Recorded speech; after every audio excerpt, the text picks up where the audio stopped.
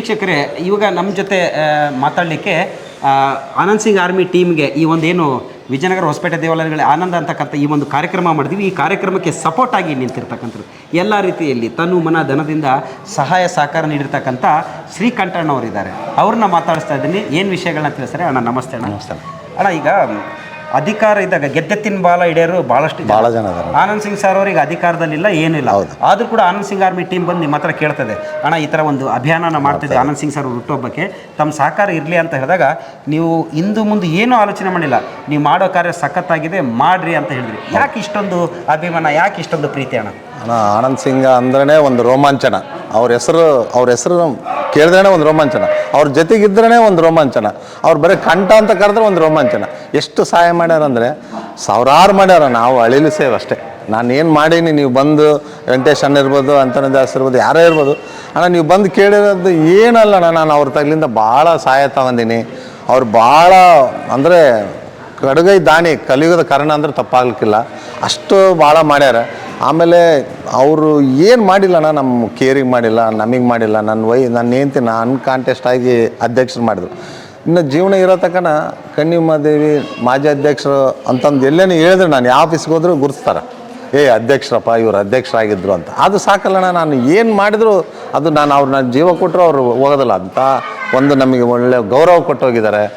ಆಮೇಲೆ ಇಲ್ಲಿ ಯಾವುದೇ ನಾನು ಏನೋ ಒಂದು ನಮ್ಮ ಯಜಮಾನ್ರು ಕರ್ಕೊಂಡು ಹೋದರೆ ದನಿ ಹಿಂಗೆ ಬಂದಾರ್ದನಿ ಒಂದು ಸ್ವಲ್ಪ ಗುಡಿಗೆ ಕಂಟ ಆಯ್ತು ಏನು ಮಾಡು ಅದನ್ನು ಹಿಂಗೆ ಹಾಕು ರೈಟ್. ಯಾವುದು ಸಮುದಾಯ ಭವನ ಇರಲಿ, ಬೆಳ್ಳಿ ಇರಲಿ, ಬಂಗಾರ ಇರಲಿ, ಆರಾಮಿಲ್ದಾರಿರಲಿ, ದುಡ್ಡು ಇರಲಿ, ಏನಿರಲಿ ಯಾವತ್ತೂ ಇಲ್ಲ ಅಂತ ಕಳಿಸಿಲ್ಲ ಆ ಮನುಷ್ಯ. ನೀವೊಬ್ಬ ಜನಪ್ರತಿನಿಧಿಯಾಗಿ ಅನೇಕ ಕೆಲಸಗಳನ್ನ ಮಾಡಿದ್ದಾರೆ. ಅಂದರೆ ವಾರ್ಡಿಗೆ ಸೀಮಿತ ಆಗಿ ಮಾಡಿದ್ದೀರಿ. ಅಧ್ಯಕ್ಷರಾದ್ಮೇಲೆ ಅಕ್ಕೋರು ಇಡೀ ಹೊಸಪೇಟೆ. ಆನಂದ್ ಸಿಂಗ್ ಅವರು 4 ಬಾರಿ ಶಾಸಕರಾಗ್ತಾರೆ, 2 ಸರ್ತಿ ಸಚಿವರಾಗ್ತಾರೆ. 15 ವರ್ಷಗಳ ಕಾಲ ಹೊಸಪೇಟೆ ವಿಜಯನಗರ ವಿಧಾನಸಭಾ ಕ್ಷೇತ್ರ ಸುವರ್ಣ ಯುಗಗಳನ್ನು ಕಂಡಿರ್ತಕ್ಕಂಥ ಒಂದು ದಿನ. ಈಗ ಆ ಒಂದು ಹೊಳಪು ಇದು ಕಂಡು ಬರ್ತಾ ಇಲ್ಲ ಅನ್ನೋದು ಸಾರ್ವಜನಿಕ ವಲಯದಲ್ಲಿ ಕೇಳಿ ಬರ್ತಕ್ಕಂಥ ಈ ಮಾತು ನಿಜಾನ? ನಿಜಾನ. ಈಗ ಹೆಂಗಾಗೈತೆ ಅಂದರೆ, ಈಗ ಅವರಿದ್ದಾಗ ಹೆಂಗಿತ್ತು ಹೊಸಪೇಟೆ, ಈಗ ಹೆಂಗೈತೆ ಅಂದರೆ, ಈಗ ಯಾರನ್ನ MLA ಎದಾರೋ ಇಲ್ಲೋ, ಯಾರು ಇಲ್ಲೇನು ಇಲ್ಲಿ ಏನು ಯಾರು ಇಲ್ಲೇ ಇಲ್ಲ. ಇಲ್ಲಿ ಅವರಿದ್ದಾಗ ಒಂದು ಆಡಳಿತವಾಗಲಿ, ಒಂದು ಆಫೀಸರ್ಸ್ ಎಲ್ಲೇ ಹೋಗಲಿ, ತಾಲೂಕು ಆಫೀಸ್ಗೆ ಹೋಗಲಿ, ಮುನ್ಸಿಪಾಲ್ಟಿಗೆ ಹೋಗಲಿ, DC ಆಫೀಸ್ಗೆ ಹೋಗಲಿ, ಎಲ್ಲಿ ಹೋದ್ರೆ ಕೆಲಸಗಳು ಆಗ್ತದೆ. ಈಗ ಅವರಿಲ್ಲಲ್ಲ, ಯಾವ ಆಫೀಸರು ಯಾರು ಏನು ಬರೀ ಲೂಟಿ ಮಾಡ್ತಾ ಇದ್ದಾರೆ. ಅವರಿದ್ದಾಗ ಒಂದು ಗ್ರೂಪ್ ಎಲ್ಲ ನಮ್ಮ ಹುಡುಗ ಬರ್ತಾನೆ, ಫ್ರೀ ಮಾಡಿಕೊಡು, ರೈತರವರು ಯಾರನ್ನ ದುಡ್ಡು ಕೇಳಿದ್ರೆ ನಿಮ್ಮನ್ನ ಸಸ್ಪೆಂಡ್ ಮಾಡ್ತಿಲ್ಲ, ಟ್ರಾನ್ಸ್ಫರ್ ಮಾಡ್ತಂತ. ಇಲ್ಲಿ ಆ ಥರ ಇಲ್ಲ.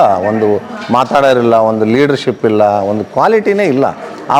ಅವರಿದ್ದಾಗಣ ಡೈಲಿ ಹಬ್ಬನೇ, ಡೈಲಿ ಒಂದು ಫಂಕ್ಷನ್ ಇರ್ತದೆ ಹೊಸಪೇಟೆಗೆ, ಡೈಲಿ ಒಂದು ಕಾರ್ಯಕ್ರಮಗಳು. ಅವರಿದ್ದಾಗ ಡೊಯ್ ಅಂತ ಮಿನಿಸ್ಟರ್ ಆಗಿ ಎಲ್ಲ ಯಾವುದು ಉದ್ಘಾಟನೆ, ಆ ಪೂಜೆ, ಇದು ಅಣ್ಣ ಹೇಳ್ಬಾರ್ದು ಅಷ್ಟೆಲ್ಲ ಮಾಡಿದ್ರು. ಅದಾದ್ಮೇಲೆ ಇನ್ನೊಂದು ಕೊರಗೇನಂದರೆ, ಶುಗರ್ ಫ್ಯಾಕ್ಟ್ರಿ ಇನ್ನೇನು ನಾವು ಸ್ಟಾರ್ಟ್ ಮಾಡಬೇಕು, ಪೂಜೆಗೆ ರೆಡಿ ಮಾಡೀವಿ. ಆ ಟೈಮಲ್ಲಿ ನಮಗೆ ಯಾವುದೋ ಕೋಡ್ ಆಫ್ ಕಂಡಕ್ಟ್ ಬಂದು ನಿಂತೋಗ್ಬಿಡ್ತು. ಅದೇನೋ ಆಗಿಬಿಟ್ಟಿದ್ರೆ ಅಣ್ಣ ಸರ್ಕಲ್ಗೆ ಒಂದು ಸ್ಟ್ಯಾಚು ಮಾಡ್ತದೆ ನಮ್ಮ ಹೊಸಪೇಟೆಯಲ್ಲಿ. ಅದು ಒಂದು ಆಗ್ಬೇಕಾಗಿತ್ತು, ಅದು ಒಂದು ಕೊರಗಿದೆ. ಆ ಒಂದು ಆಗಿಬಿಟ್ರೆ ಅದೇ ಆಗ್ತೈತೆ, ಅದು ಬಿಡೋದಿಲ್ಲ ದನಿ. ಅದು ಆಗಿಬಿಟ್ರೆ ಸರ್ಕಲ್ಗೆ ಒಂದು ಮೂರ್ತಿ, ಅವ್ರನ್ನ ಈ ಜೀವನ ಪರ್ಯಂತ ಯಾರು ರೈತರು ಮರೆಯೋದಿಲ್ಲ ಅಣ್ಣ. ಇಡೀ ನಮ್ಮ ವಿಜಯನಗರ ಜಿಲ್ಲೆಯಲ್ಲಿ ಅವ್ರನ್ನ ಮರೆಯೋಕ್ಕೆ ಸಾಧ್ಯನೇ ಇಲ್ಲ ಅಣ್ಣ. ಅದು ಒಂದು ಕೆಲಸ ಆಗ್ಬೇಕು, ಅವ್ರು ಬಂದಾಗ ಆಗ್ತೈತೆ, ಅದು ಅದೇ ಆಗ್ತೈತೆ ಅಂತ ನಾವು ಸಹ ಆಶಾಭಾವನದಾಗ ಇದ್ವಿ. ಗ್ಯಾರಂಟಿ ಆಗ್ತೈತೆ ಅಂತ ಕಂದೀವಿ ನೋಡೋಣ. ಅದು ಒಂದು ಹೊಸಪೇಟೆ ವಿಜಯನಗರ ಕ್ಷೇತ್ರಕ್ಕೆ ಈಗಿನ ಪರಿಸ್ಥಿತಿ ಅಷ್ಟೊಂದು ಸರಿಯಾಗಿಲ್ಲ, ಅಭಿವೃದ್ಧಿ ಕುಂಠಿತ ಆಗೈತೆ ಅಂತ. ಅಂದರೆ ಹೊಸಪೇಟೆ ವಿಜಯನಗರ ವಿಧಾನಸಭಾ ಕ್ಷೇತ್ರಕ್ಕೆ ಸಮರ್ಥ ನಾಯಕತ್ವದ ಕೊರತೆ ಇದೆ ಈಗ. ಈಗ ಆ ಸಮರ್ಥ ನಾಯಕತ್ವವನ್ನು ತೂಗಿಸ್ಬಲ್ತಕ್ಕಂಥ ಒಂದು ಸಾಮರ್ಥ್ಯ ಅಥವಾ ಶಕ್ತಿ ಯಾರಲ್ಲಿದೆ ಅಂತ ಹೇಳಿ ನಿಮ್ಮ ಅನಿಸಿಕೆ? ಆನಂದ್ ಸಿಂಗ್ ಸರ್ ಹತ್ರಣ. ಹೌದಾ? ಅದು ಅವರು ಆನಂದ್ ಸಿಂಗ್ ಆದ್ರೇನು ಸಿದ್ಧಾರ್ಥ ಸಿಂಗ್ ಆದ್ರೆ ಇಬ್ಬರು 2 ಕಣ್ಣುಗಳು ಅವು. ಈ ಸಿದ್ಧಾರ್ಥ ಆದರೂ ದನಿ ಆದಂಗೆ, ದನಿ ಆದರೂ ಸಿದ್ಧಾರ್ಥ ಆದಂಗೆ. ನಮಗೇನು ಅವರು ಹೆಚ್ಚು ಇವ್ರ ದನಿ ಆದರೆ ವಿಜಯನಗರ ಜಿಲ್ಲೆ ಡೆವಲಪ್ ಆಗ್ತೈತೆ, ಅಷ್ಟು ಬಿಟ್ಟರೆ ಈ ಸಿದ್ಧಾರ್ಥ ಸಹ ಭಾಳ ಬುದ್ಧಿವಂತದಾನ. ಈಗ ಇಷ್ಟು ಕಷ್ಟಪಡ್ತಾರಂದರೆ ಒಬ್ಬ ಮನುಷ್ಯ MLA ಆಗಕ್ಕೆ ಇಷ್ಟು ಕಷ್ಟಪಡ್ಬೇಕಾ, ಜನ ಸೇವೆ ಮಾಡೋಕ್ಕೆ ಇಷ್ಟು ಕಷ್ಟಪಡ್ಬೇಕಾ? ಜನ ಅಂತರ್ನ ಅನ್ಕಾಂಟೆಸ್ಟ್ ಆಗಿ ಮಾಡ್ಬೇಕಣ್ಣ. ಅವ್ರನ್ನೆಲ್ಲ ಇಂಥ ಕಷ್ಟಪಟ್ಟು ಮಾಡೋರ್ನ ಅವ್ರನ್ನ ಅನ್ಕಾಂಟೆಸ್ಟ್ ಮಾಡಿ ಕಳಿಸ್ಬೇಕು. ಅವ್ರನ್ನೆಲ್ಲ ಎಲೆಕ್ಷನ್ ಮಾಡಬಾರ್ದು. ಅಲ್ಲ, ಜನಸೇವೆ ಮಾಡೋಕ್ಕೆ ಇಷ್ಟು ಮುಂದೆ ಬಂದು ಮಾಡೋರಿಗೆ ನಾವು ಗೆಲ್ಲಿಸಲಿಲ್ಲ ಅಂದರೆ ಇನ್ನೇನು ತಪ್ಪು? ಅವ್ರೇನು ತಪ್ಪು ಮಾಡ್ಯಾರ? ಎಷ್ಟು ಅವ್ರ ಮನೆಯದೆಲ್ಲ ಅವ್ರಿಗೆ ಸ್ವಂತ ರೊಕ್ಕ ಕೊಡ್ತಾರ, ಸ್ವಂತ ಬೆಳ್ಳಿ ಕೊಡ್ತಾರ, ಸ್ವಂತ ಬಂಗಾರ ಕೊಡ್ತಾರ, ಅಣ್ಣ ಗುಡಿಗಳು ಸ್ವಂತ ರೊಕ್ಕದಾಗ ಕಟ್ಸ್ಕೊಡ್ತಾರ. ಇಂಥವ್ರು ಎಲ್ಲಿ ಸಿಗ್ತಾರಣ್ಣ? ಇಡೀ ಕರ್ನಾಟಕದ 224 ಜನದಾಗ ಯಾರದಾರ ತೋರಿಸ್ರಿ ಈ ಥರ ಸ್ವಂತ ದುಡ್ಡು ಕೊಟ್ಟು ಎಲೆಕ್ಷನ್ ಮಾಡಿ ಗುಡಿ ಕಟ್ಸೋರು ನಾವೆಲ್ಲೇನೂ ನೋಡೇ ಇಲ್ಲ. ಅದೇ ರೀತಿ ಈಗ ಮುಂದಿನ ದಿನದಲ್ಲಿ ಸಿದ್ಧಾರ್ಥ ಸಿಂಗ್ ಸಾರ್ನ ನಾವು 28 ಎಲೆಕ್ಷನ್ನಾಗ ಹೈಯೆಸ್ಟ್ ಲೀಡ್ಲಿಂದ ಗೆಲ್ಲಿಸಿ ಅವರು ಶಾಸಕರು ಮಾಡೋಣ. ಅದೇ ರೀತಿ ನಮ್ಮ ದಣಿ ಸಹ ಎಲ್ಲೇನೋ ಒಂದು MLA ಆಗಿದ್ದರೆ ಮಿನಿಸ್ಟ್ರ್ ಆಗಿಬಿಡ್ತಾರೆ. ಇನ್ನು ವಿಜಯನಗರಕ್ಕೆ ಇನ್ನೂ ಹೆಚ್ಚಿನ ಮಟ್ಟದ ಅನುದಾನ ತಂದು ಇನ್ನೂ ಅಭಿವೃದ್ಧಿ ಮಾಡ್ತಾರಂತ ಹೇಳ್ತಾ ನಾನು ಮುಗಿಸ್ತಾನೆ. ಈಗ ಹುಟ್ಟುಹಬ್ಬದ ಈ ಶುಭ ಸಂದರ್ಭದಲ್ಲಿ ಆನಂದ್ ಸಿಂಗ್ರವರಿಗೆ ತಮ್ಮ ಶುಭಾಶಯಗಳನ್ನು ಯಾವ ರೀತಿಯಲ್ಲಿ ತಿಳಿಸ್ತೀರಿ? ಹುಟ್ಟುಹಬ್ಬದ ಶುಭಾಶಯಗಳ ಬಗ್ಗೆ ಹೇಳ್ಬೇಕಂದ್ರೆ ಅವರು ದೇವರು ಎಷ್ಟು ಆಯುಷ್ಯ ಕೊಟ್ಟರು ಕಡಿಮೆನೇ. ಅವ್ರಿಗೆ 100 ವರ್ಷ ಕೊಡಬೇಕು. ಅವರು ಎಲ್ಲ ಕೆಲಸಗಳು ಮಾಡೋಷ್ಟು ಶಕ್ತಿ ಕೊಡಬೇಕು. ಅವರು ಒಂದು ದಿವಸ ಕೂಡ ಮನುಷ್ಯರೇ ಅಲ್ಲ, ಮನೆಯಾಗ ಕೂಡಲ್ಲ, ಎಲ್ಲಿ ಇವತ್ತಿಗೂ ಕೆಲಸ ಮಾಡ್ತಾನೇ ಇದ್ದಾರೆ. ಅವ್ರು MLA ಇಲ್ಲ ಅಂದರೂ ಸಹ ನಮ್ಮ ಹೊಸಪೇಟೆ ಕೆಲಸ ಮಾಡ್ತಾಯಿದ್ದಾರೆ. ಅಷ್ಟು ಅವ್ರಿಗೆ ಆಲೋಚನೆ, ರಾತ್ರಿಯಲ್ಲಿ ನಿದ್ದೆ ಮಾಡಲ್ಲ ಅವರು. ಆ ಕೆಲಸ ಆಗಿಲ್ಲ, ಈ ಕೆಲಸ ಆಗಿಲ್ಲ ಅಂತ ಅವ್ರಿಗೆ ಆಫೀಸರ್ಗೆ ಹೊಡೆಯೋದು, DC ಹೊಡೆಯೋದು, SP ಹೊಡೆಯೋದು, ಅದು ಕಂಪ್ಲೀಟ್ ಆಗಿಲ್ಲ. ಇದು MLAಗಿಲ್ಲ ಬಾಧಕ, ಗೆದ್ದರೆ MLAಗಿಲ್ಲ ಬಾಧಕ, ಇವ್ರಿಗೈತೆ ಅಷ್ಟು ಬಾಧಕ. ಈಗ ನಿದ್ದೆ ಮಾಡಲ್ಲ ಅವ್ರಿಗೆ. ಏನೇನು ಕೆಲಸ ಇಲ್ಲ ಅಂದ್ರೆ ನಿದ್ದೆ ಮಾಡೋದಿಲ್ಲ. 4 ಗಂಟೆಗೆ ಎದ್ದು ಬಿಡ್ತಾರೆ. ಕೆಲಸ ರಾತ್ರಿ ಎಲ್ಲ. ಅವರಂಥ ಕೆಲಸ ಮಾಡೋ ವ್ಯಕ್ತಿ ನಾವು ನೋಡೋದಿಲ್ಲ, ಮುಂದೆ ನೋಡೋಲ್ಲ, ಹಿಂದೆ ನೋಡಿಲ್ಲ. ನಾವು ಅಂಥ ವ್ಯಕ್ತಿಗೆ 100 ವರ್ಷ ಆಯುಷ್ಯ ಕೊಟ್ಟು ಕಾಪಾಡಲಂತ ದೇವಿ ನಿಜಲಂತಾಗಿ ಬೇಡ್ಕೊಳ್ತಾ ಹುಟ್ಟುಹಬ್ಬದ ಆರ್ಥಿಕ ಶುಭಾಶಯಗಳು ಸರ್ ಆನಂದ್ ಸಿಂಗ್ ಸರ್ ಅವರಿಗೆ. ಆನಂದ್ ಸಿಂಗ್ರವರ ಒಬ್ಬ ಅಭಿಮಾನಿಯಾಗಿ ನಾನು ಅವರ ಕಾರ್ಯಗಳನ್ನು ಮೆಚ್ಚಿದ್ದೇನೆ. ಇಲ್ಲಿ ಯಾವುದೇ ಪಕ್ಷ ಅಂತ ಬರಲ್ಲ, ವ್ಯಕ್ತಿ ಅಂತ ಬರ್ತದೆ. ಅವರು ಒಬ್ಬ ಪಕ್ಷಾತೀತ ನಾಯಕ, ಜಾತ್ಯತೀತ ನಾಯಕ, ಅಭಿವೃದ್ಧಿಗೆ ಅನ್ವರ್ಥ ನಾಮವೇ ಆನಂದ್ ಸಿಂಗ್ ಅಂತಕ್ಕಂಥ ವಿಚಾರಗಳನ್ನ ತಿಳಿಸ್ತಾರೆ. ಕೇವಲ ಕೆಲವು ವರ್ಷಗಳ ಅವಧಿಯಲ್ಲಿ ಇಡೀ ಕರ್ನಾಟಕವೇ ಹೊಸಪೇಟೆಯತ್ತ ಹಿಂತಿರುಗಿ ನೋಡುವಂತೆ ಅಭಿವೃದ್ಧಿ ಮಾಡಿರ್ತಕ್ಕಂಥ ಶ್ರೇಯಸ್ಸು ಅದು ಆನಂದ್ ಸಿಂಗ್ರವರಿಗೆ ಸೇರ್ತಕ್ಕಂಥದ್ದಾಗ್ತದೆ. ಅವರ ತಂದೆಯ ಹಾದಿಯಲ್ಲಿ ಬಂದಿರತಕ್ಕಂಥ ಸಿದ್ಧಾರ್ಥ್ ಸಿಂಗ್ರವರು ಇತ್ತೀಚಿನ ದಿನಗಳಲ್ಲಿ ವಿಜಯನಗರ ಕ್ಷೇತ್ರದ ಜನರೊಟ್ಟಿಗೆ ಬೆರಿತಕ್ಕಂಥದ್ದನ್ನು ನೋಡಿದರೆ ನಿಜಕ್ಕೂ ಕೂಡ ನಮಗೆ ಆಶ್ಚರ್ಯ ಆಗ್ತದೆ. ಯಾಕಂತ ಹೇಳಿದರೆ ಒಬ್ಬ ವ್ಯಕ್ತಿ ಎಲೆಕ್ಷನ್ನಲ್ಲಿ ಸೋತಾಗ ಮತ್ತೆ ಬರೋದೇ ಮತ್ತೊಂದು ಎಲೆಕ್ಷನ್ನಲ್ಲಿ ನಾವು ನೋಡಿರ್ತಕ್ಕಂಥದ್ದು.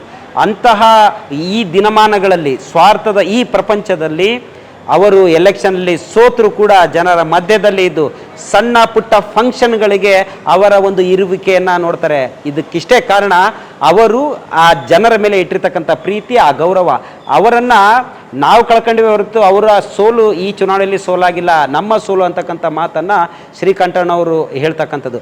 ಜೊತೆಗೆ ಒಂದು ಭಾಳಷ್ಟು ವಿಚಿತ್ರವಾದ ಮತ್ತು ಆಶ್ಚರ್ಯಕರ ಸಂಗತಿಯನ್ನು ತಿಳಿಸಿರ್ತಕ್ಕಂಥ ಏನಂತ ಹೇಳಿದ್ರೆ, ಇಂಥ ಸಮಾಜ ಸೇವೆ ಮಾಡ್ತಕ್ಕಂಥವ್ರು ಅಂದರೆ ಸರ್ಕಾರದ ಅನುದಾನದಲ್ಲಿ ಬಂದಿರತಕ್ಕಂಥ ಅನುದಾನದಲ್ಲೇ ಕತ್ರಿ ಹಾಕಿ ಪರ್ಸೆಂಟೇಜ್ ಪಡೆಯತಕ್ಕಂಥ ಇಂತಹ ದಿನಮಾನಗಳಲ್ಲಿ ತಮ್ಮ ಸ್ವಂತ ಖರ್ಚಿನಿಂದ ಇಡೀ ಕ್ಷೇತ್ರದ ಅಭಿವೃದ್ಧಿ, ಗುಡಿ ಗುಂಡಾರ, ಚರ್ಚ್, ಮಸೀದಿಗಳ ಅಭಿವೃದ್ಧಿ ಮಾಡುವಂತಹ ಇಂಥ ವ್ಯಕ್ತಿಗಳನ್ನು ನಾವು ಯಾವತ್ತೂ ಕೂಡ ಕಳ್ಕೋಬಾರ್ದು. ಈ ಒಂದು ಕ್ಷೇತ್ರದಲ್ಲಿ ಚುನಾವಣೆನೇ ನಡಿಬಾರ್ದು ಅನ್ಕಂಟೆಸ್ಟ್ ಆಗಿ. ಅಂದರೆ ಅವರನ್ನು ನಾವು ಯಾವುದೇ ರೀತಿಯ ಚುನಾವಣೆ ಇಲ್ಲಾರ್ದಂಗೆ, ಅಂದರೆ ಸ್ಪರ್ಧೆ ಇರಲಾರ್ದಂಗೆ ಅವರನ್ನು ಅನ್ಕಂಟೆಸ್ಟ್ ಆಗಿ ಗೆಲ್ಸ್ಕೊಳ್ಬೇಕಾಗಿರ್ತಕ್ಕಂಥ ಜವಾಬ್ದಾರಿ ನಮ್ಮ ಮೇಲಿದೆ. ಅಂದಾಗ ಮಾತ್ರ ಈ ಒಂದು ವಿಜಯನಗರ ಕ್ಷೇತ್ರ ಸುಭಿಕ್ಷವಾಗಲಿದೆ ಅಂತಕ್ಕಂಥ ಮಾತನ್ನು ಶ್ರೀಕಂಠಣ್ಣ ಸರ್ ಅವರು ಹೇಳಿದ್ದಾರೆ.